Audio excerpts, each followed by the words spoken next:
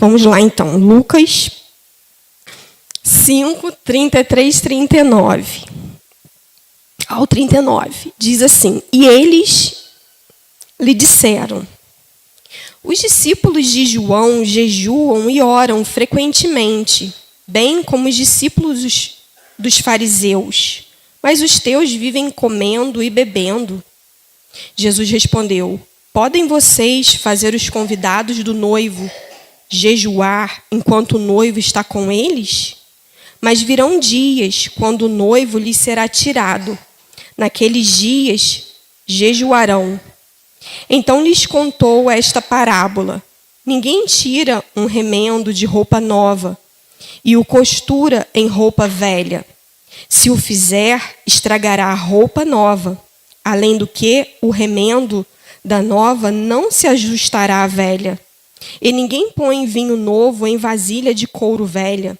Se o fizer, o vinho novo rebentará a vasilha, se derramará e a vasilha se estragará. Ao contrário, vinho novo deve ser posto em vasilha de couro nova. E ninguém, depois de beber o vinho velho, prefere o novo, pois diz: o vinho velho é melhor. Amém? Nesse momento, Jesus aqui estava vivenciando, algo ao qual os discípulos de João, aquele que veio falando sobre a vinda do Cordeiro, do Filho de Deus, e eles indagaram a Jesus naquele momento, perguntando por que os discípulos dele não jejuavam, se eles e até os discípulos dos fariseus também jejuavam. E Jesus aqui ele estava introduzindo um novo modelo de jejum. Um jejum motivado pelo desejo de encontrar-se com a sua bela e carinhosa presença. Lá no Antigo Testamento, se a gente for ver o sentido do jejum, o jejum era uma expressão de castigo pelo pecado ou uma petição para que Deus livrasse o seu povo de algum desastre, o que o tornou num simples exercício religioso como praticavam os fariseus legalistas. Então, a gente vai ver muitas das vezes lá no Antigo Testamento os motivos do jejum, por quê? Era uma expressão de castigo. Porque, eu cometi algo, então eu vou jejuar para que isso seja, Deus me perdoe disso. Era como uma forma de castigo, de penitência. Ou, às vezes, também era uma forma de pedir algo, ou pedir que Deus ele evitasse que aquilo ali fosse acontecer. Eu vou jejuar por algo. E isso acabou trazendo sobre o jejum um simples exercício de religioso, que muitas das vezes nós trazemos ainda e não sabemos o sentido de estarmos jejuando. Quantas das vezes a gente, como eu falei aqui que nós estaremos jejuando, mas por que eu jejuo? Qual o sentido de eu jejuar? Por que motivo eu estou jejuando? O que isso vai me fazer? Vai me levar para onde? Vai me fazer o que dentro de mim? Então, muitas das vezes, pelo fato disso aqui ser como uma expressão religiosa, ser como uma expressão de castigo, uma expressão de evitar que algo fosse acontecer. Então, se jejuava. Então, isso foi sendo trazido ao longo até que Jesus veio. Então, ali ele veio para fazer o quê? Trazer um novo modelo de jejum, que era a partir do noivo, a partir dele. E qualquer semelhança, é mera coincidência disso às vezes está acontecendo. Vamos dizer assim, Às vezes a gente ainda tem esse hábito, esse erro, de ainda ter isso dentro de nós. Porque o Antigo Testamento é a sombra daquilo que o Novo Testamento ia vir a acontecer. Amém? Mas o Senhor estava esclarecendo que havia algo novo. Que depois de sua morte, o jejum teria uma nova dimensão. O Espírito Santo morando dentro de cada um de nós faria isso possível. O jejum fluiria de um desejo e do luto por um noivo. Esse noivo era quem? Ele, Jesus. O jejum de seus discípulos tinha relação com Jesus, com esse noivo. Deus abriu as profundezas do seu coração por meio do Espírito Santo. Então, o que nós precisamos entender é o seguinte: enquanto ele estava fisicamente, Jesus estava aqui, viveu aqui, todos nós sabemos disso, com os seus discípulos, caminhou, ensinou, mostrou como seria e até mesmo falou que ele não permaneceria, né, com eles, que a missão dele veio, mas que ele também voltaria para o Pai, né? Mas nisso que ele estava fisicamente aqui, ele insistiu que não deviam jejuar durante aquele tempo, e sim aproveitar e se alegrar. Assim, eu fiz uma analogia, assim, pensei assim, pensa que Jesus estava aqui e os discípulos sabiam que ele iria morrer. Então, assim, eles não sabiam quando, nem o dia certinho. Mas então, o que eles fariam? Eles aproveitariam, você aproveitaria esse momento com ele, ou você faria sacrifícios? Isso que Jesus estava tentando falar. Enquanto noivo, enquanto eu estou aqui, aproveita. Tira tudo o que você tem que tirar de mim. Aprende tudo o que você tem que aprender de mim, porque vai haver um tempo em que eu não mais estarei aqui. E ainda que eles soubessem disso, chegaria esse dia. Então, eu penso assim, né? Às vezes uma pessoa que você ama muito, como às vezes chega um diagnóstico para aquela pessoa e você sabe que ela está num tratamento, como eu perdi um tio há alguns anos e ele estava em tratamento, né? E a gente louvou a Deus assim pela vida dele, porque ele morreu no Senhor, ele teve a oportunidade de estar com o Senhor. Mas a gente sabia que além da cura que a gente tanto clamava, eu como sobrinha, eu falava para Deus: Senhor, eu, Silvana, quero muito que ele seja curado no meu coração. Eu quero ele aqui, mas eu não sei se ele aqui curado, ele vai ter a oportunidade de te conhecer. Talvez ele se cure e não conheça o Senhor. E aquilo ardia no meu coração, mas na última oração que eu fiz para ele, eu orei e falei: mas que seja feita a tua vontade. Se a tua vontade é que ele te conheça, mas que esteja contigo na glória, eu não serei egoísta de querer a cura dele aqui e que ele não esteja contigo aqui. Não sei se vocês estão me entendendo. Então, às vezes, a gente, diante de uma situação dessa, a gente faz o quê? A gente aproveita o máximo daquela pessoa, porque a gente não sabe o dia que a gente vai perdê-la, né? A gente quer ficar pertinho. E eu acredito que isso tenha sido o momento dos discípulos com o Senhor. É isso que ele estava querendo dizer. Eu, o noivo, eu estou aqui, né? Então, aproveita, regozije-se. Mas nem sempre vai ser assim. As coisas mudarão, vão mudar. Depois que Jesus foi tirado dos discípulos da terra, né? Depois que ele morreu, a sua presença física ele foi tirada.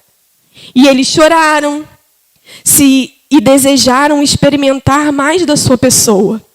A gente tem isso na nossa natureza humana, né? A gente às vezes fala assim: poxa, se eu soubesse que aquela pessoa ia morrer, eu tinha ficado tão mais pertinho dela, né?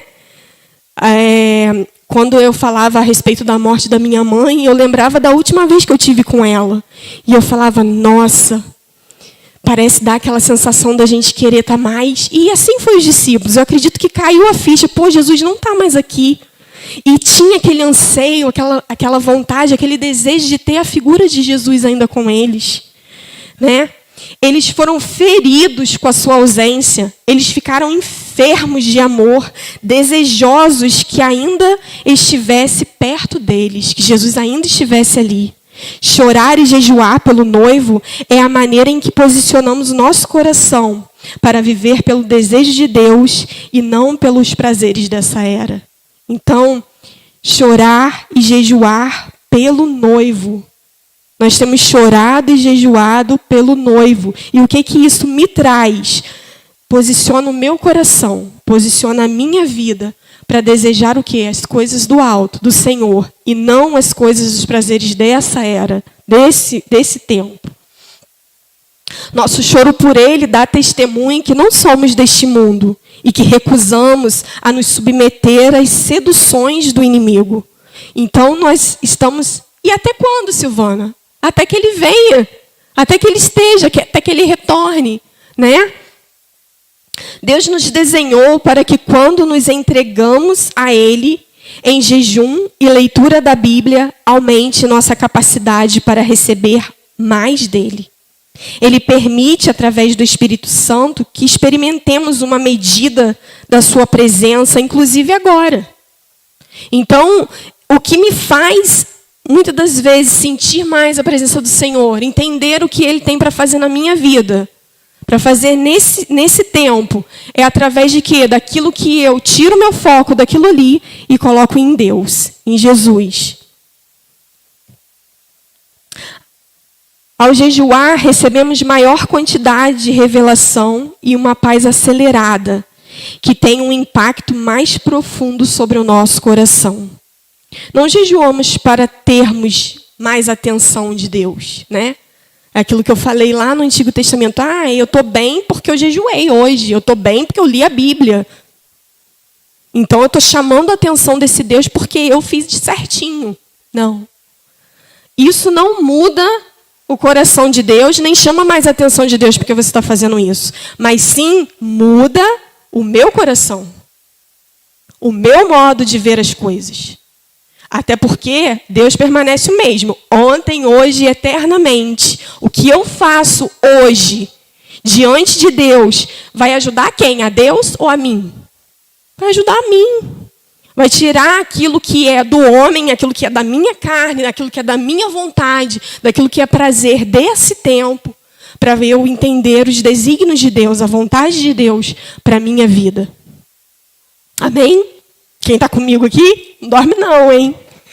Então, amados, isso, como eu falei, né, não vou chamar a atenção de Deus. E fazendo isso, mas sim para podermos entrar completamente nos afetos e na presença que já é nossa em Cristo.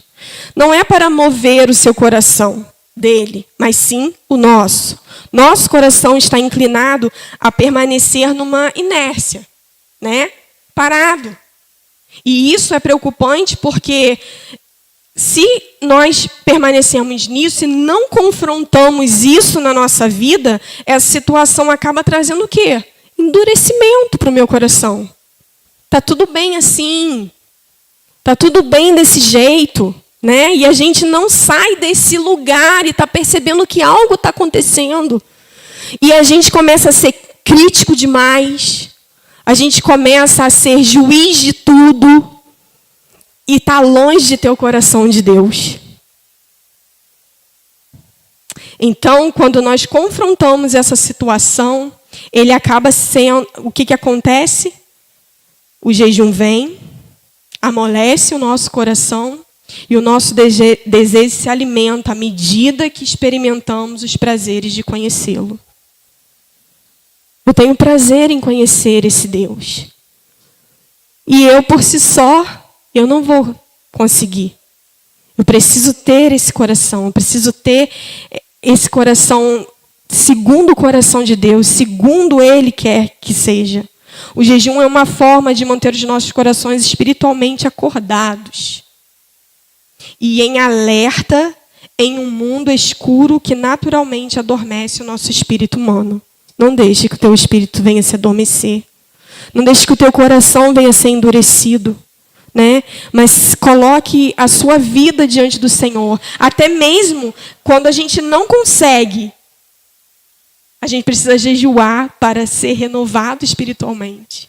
Até isso, eu não consegui, ele também, mesmo eu não conseguindo, esses dias eu falava e falo novamente. Tem coisas que a gente às vezes não vai entender para fazer. A gente vai fazer por obediência, até que aquilo, de tanto eu obedecer, eu entenda que realmente é prazeroso fazer. Orar, jejuar.